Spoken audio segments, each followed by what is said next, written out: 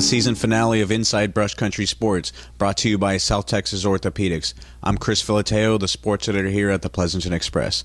Well, this is the last installment of our fall season with the holidays approaching. We at the Express have had a ton of fun shooting this podcast, and we can't wait to present our special Fumbles episode, which will include numerous bloopers from this past season. We will kick off the spring season with coverage of basketball, along with many other of the spring sports. In this episode, we will cover Jourdington's football playoff loss in the area round last week, and we have a post-game interview from Indian transfer student Marcus Bennett. But first, let's go in and go to the hard court, where the Squaws took second place in their own tournament last week. Jourdington beat its first three opponents with a combined score of 187-85, with wins over Stockdale, Pearsall, and Odom. But the Squaws lost in the championship game 49-44 to St. Anthony. The Lady Eagles played 3 games over the past week and finished 1-2 overall. Pleasanton narrowly lost to Cotulla 54-51 at home, but crushed Dilley 49-29 on the road. The Lady Eagles fell to Devine last week in its first of 3 games.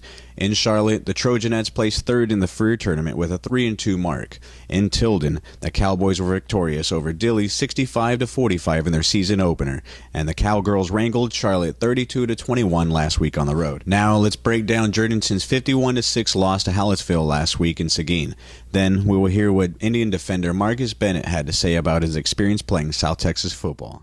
The Indians' gridiron season came to an end last week after a 51-6 defeat by Hallettsville in the area playoff round in Seguin.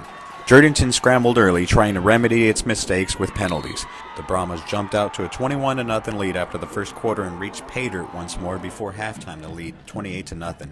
The Indians couldn't stop Hallettsville defensively and struggled to effectively move the chains on offense. Despite the result, the Tribe finished 9-3 overall and advanced farther than any other Jourdington team since 1987. More than a dozen Indians represented Jourdington with multiple all-district awards handed out this week.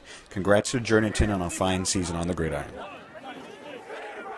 So what are your thoughts on the game tonight, Marcus? We knew we were going to face a very good team, and we knew we were going to play our hearts out to win this game. And very early in the game, they got the control of the game.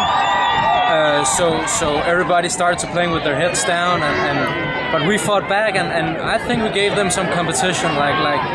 We shut them down a couple of times, but they manhandled us up front, and they took advantage of our mistakes. So how do you feel about the season even after tonight's loss? Well, before I came, I heard that this team has not have a very proud football program. It has been a couple of years since playoffs, and they lost the first game. And so I came in with no expectations. I thought, okay, we're just going to be here, and it's going to be fun to play South Texas football.